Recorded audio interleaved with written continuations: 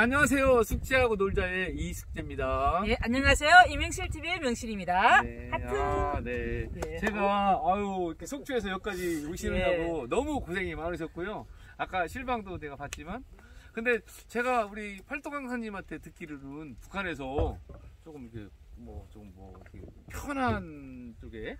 예. 네. 저는 이거 여기 말로 말하면 왕년에 잘 나갔다 이렇게 말하는 거 있잖아요. 네. 왕년에 좀 잘 나갔습니다. 네, 북한에서는 1%랍니다. 제가 국정원에 오니까 국정원 분들이 왜 오셨어요? 물어보더라고요. 그래서 제가 상인지는 몰랐어요. 사실은 제 삶이 이렇게 좋았다고 저는 다 그렇게 사는 줄 알았어요. 그런데 국정원에 와가지고 또 이야기를 들으니까 저는 이 태국이라는 데 와가지고 탈북자가 이렇게 많은 것도 처음 알았고요.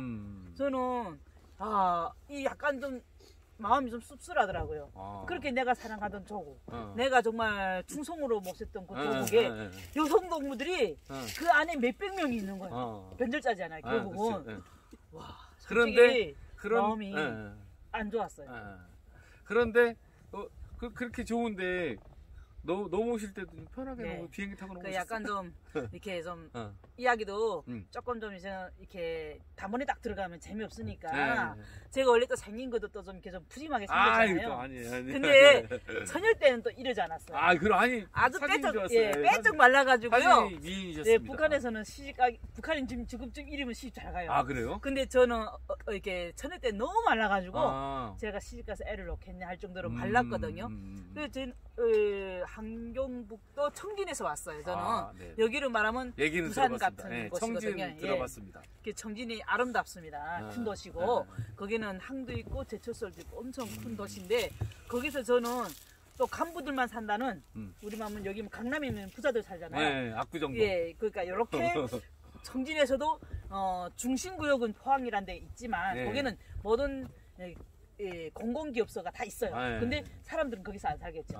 그렇죠. 그 사람들이 사는 데가 신안구역이라고 해가지고 이렇게 약간 도시하고 산이 좀 바다 이렇게 어울려진 곳이에요. 딱 바다하고 산하고 시내하고 딱 이렇게 별장같이. 그래서 집에서 보면 항상 바다가 보여요. 근데 그 고란이 이렇게 있는데 산이다 보니까 여기는 투사촌. 그래서 그 김일성하고 싸움하던 그 분들이 사는 가족. 그건 2층 3층짜리 주택. 부자.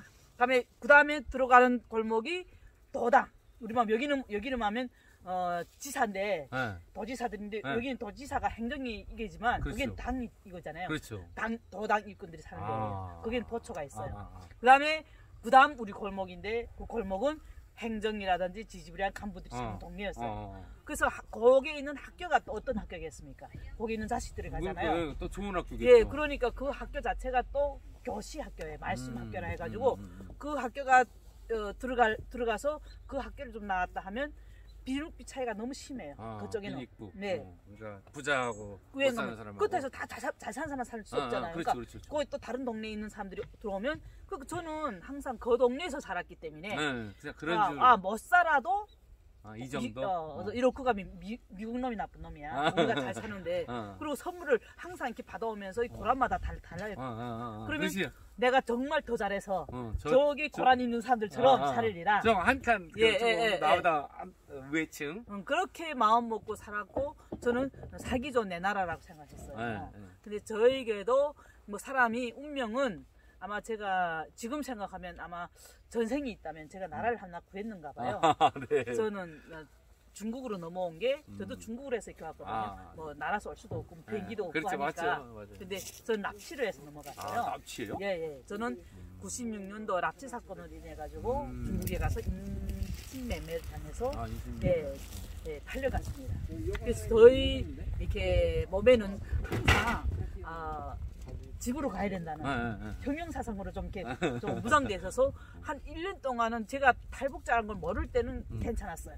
왜 거기 사람들도 말 잘 모를 수도 있는 거고 중국 연변 쪽에 시집 왔나 보다. 근데 저는 다른 나라의 마음을 먹고 근데 이렇게 결혼을 하면 애를 낳는다는 걸 생각 못했어요.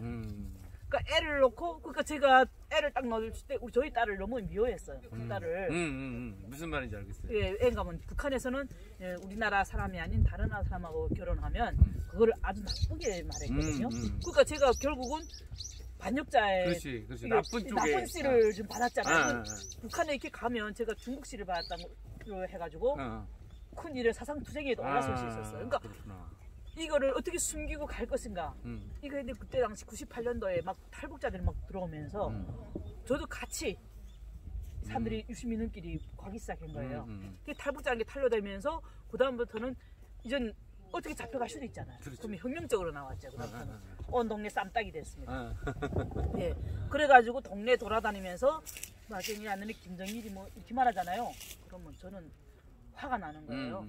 우리 김정일 동지인데 감히 그렇죠. 그래가지고 가서 막 쌈도 하고 정말 수탉이 아닌 수탉처럼 쌈닭처럼 완전 이렇게 다녔거든요. 근데 2000년도에 저희 아버지하고 어떻게 동네에 누가 오신 분을 통해서 집에 소식을 전했는데 그 쟤는 애가 점점 커가면 그러니까 한 해 갈수록 고향 가는 길이 멀어지는 거예요. 근데 우리 아버지가 전화를 딱 통했는데 아버지가 하는 소리가 이제 아버지가 간복수가 와서 몸이 안 좋더라고요.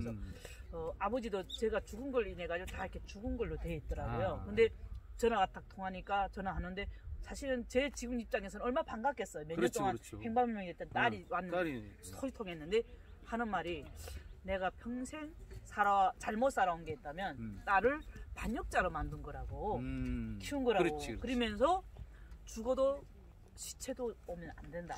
이런 청청 그러니까 살아서는커녕 죽어서도 오지 말라는 거예요. 그 말을 듣고 제가 너무 놀래가지고 아니 내가 뭘 잘못했는지 사실 난 잘못한 게 없거든요. 네, 그렇지. 근데 아니 살아서도 오지 말라니. 그래서 후에 우리 언니를 통해서 들었는데 옆에 전화 왔을 때 옆에 사람들이 있잖아요. 그러니까 저희 아버지는 당직군이다 보니까 전화 하나 하는 건 이 사람들이 어떤 사람들인지 모르잖아요. 그러니까 그렇게 강하게 내가 다시 올까봐. 강하게 나왔다 하더라고요. 그래가지고 제가 이렇게 중국을 통해서 여기를 오면서 여기 한국은 애당초 올 생각 안 했어요. 저는 중국까지 온 것도 나라의 큰 배신인데 제가 남선을 간다는 거는 그래서 근데 제가 남선에 갈 수밖에 없는 환경이 막 만들어지는 게 그래가지고 제가 그 동네에 있으면 제가 잡히는 거밖에 없었더라고요. 그러니까 꽤 피신을 다니다가 북경까지 왔어요. 한국을 누가 조선족 이게 신분증을 만들어가지고 한국 가서 돈 벌다가 이렇게 오면 더 잘 살 수 있다. 근데 저는 자신이 한국이 남조선인 걸 몰랐어요. 대한민국 하니까 대만이구나.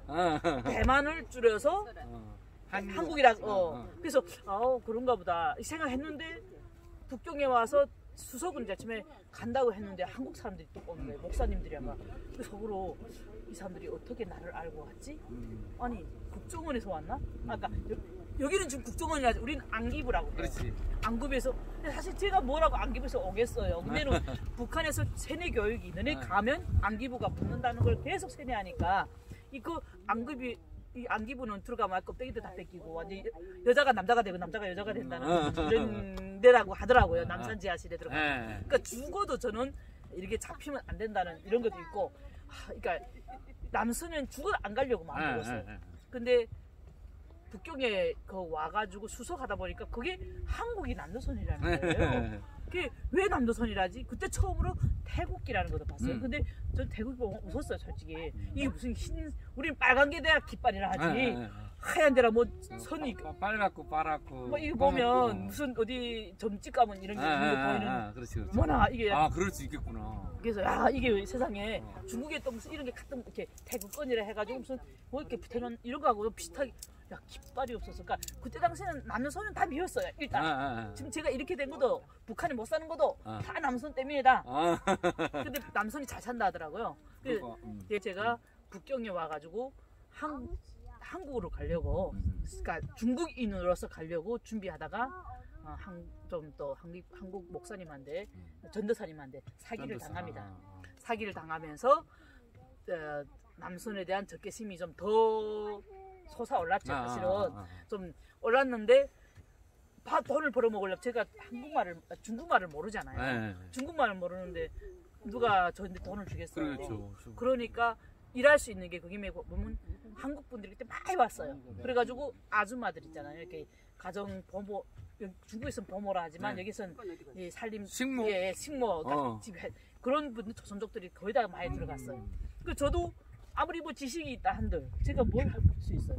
거기로 들어갔는데 들어가서 나이도 20대인데 30대라 거짓말 쓰고 왜 너무 젊으면 안 쓴다 하더라고요. 그래서 제가 중국에서의 파라만장한 시작안이 쫙 시작되게 됩니다. 다음에 제가 또 저 탈북스토리에 대해서 한번 이야기해드리도록 알겠습니다. 감사합니다. 네, 숙제하고 놀자 합니다. 감사합니다. 방송 마치겠습니다.